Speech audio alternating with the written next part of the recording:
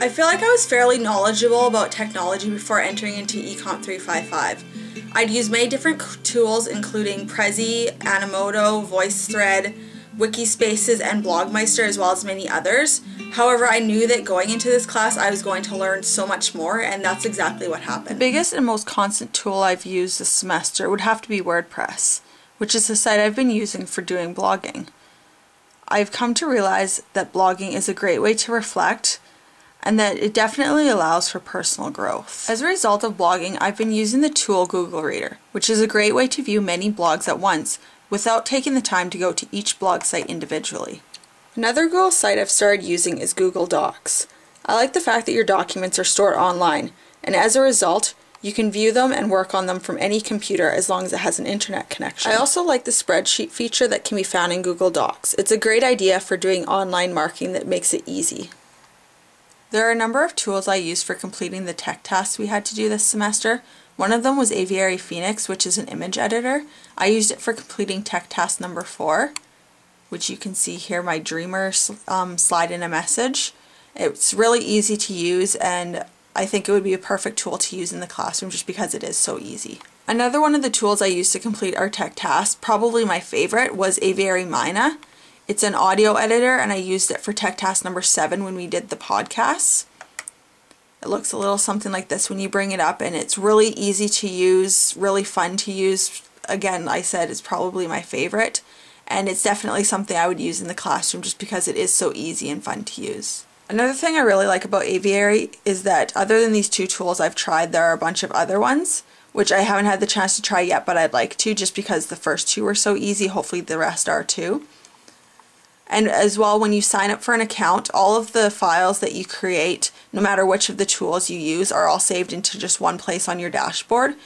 And that makes it easy so you don't have to go to each of the different tools pages in order to find your files. They're all in one easy place to access later on. SoundCloud is still another tool I use for tech task number 7.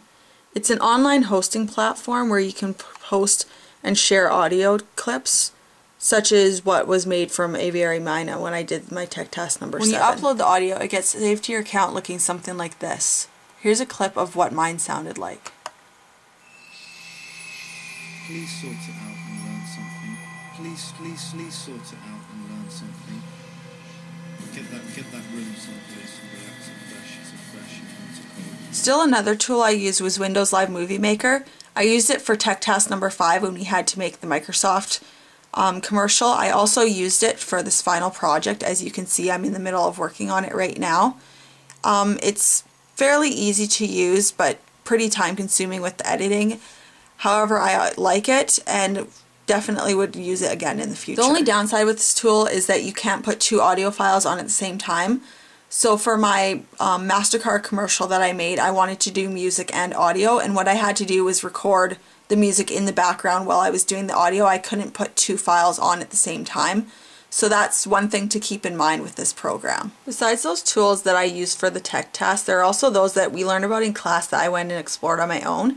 And SlideRocket is one of those. I used them for a couple of presentations this semester, and I found it really easy to use and an interesting and different way from PowerPoint. So I'll just show you how easy it was. So that's just an example of a slide that I made. It's really easy to use, and for making your own slideshow. It's nice because it's stored online, and that way you can access it from any computer. I had nothing but good compliments when I used it, and I also had a classmate say that she was definitely going to check it out and try it for herself. You can upload images, videos, pretty much the same thing you can do with PowerPoint. The only thing is there are some limits, such as less font choices than PowerPoint and that kind of thing, but overall it's definitely a program I would use again. Another tool I've started using on a regular basis is Digo.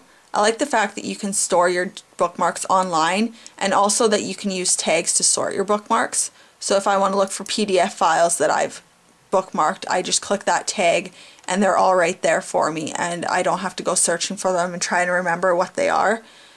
And it's just nice because it's convenient having them online. I can access them from any computer, just log into my account and they're all there. Finally, I used Wikispaces for my final project. It's a Teaching the Arts Wiki, a resource package for grades K to 5. I've actually had a lot of experience working with this tool. I've done lots of wikis in my university career using it as a collaborative tool when doing group work, and I found that it works really well. So you can see some of the wikis that I've made or helped make in a group, and it's a great tool that I will definitely use again in the future in my classroom. I feel like I've learned so much in ECMP 355 regarding technology and its use in the classroom, but I also know that there's a lot more out there for me to learn and that it's going to be a lifelong process, and that's why they call it lifelong learning, because you never stop learning. It's always going to happen.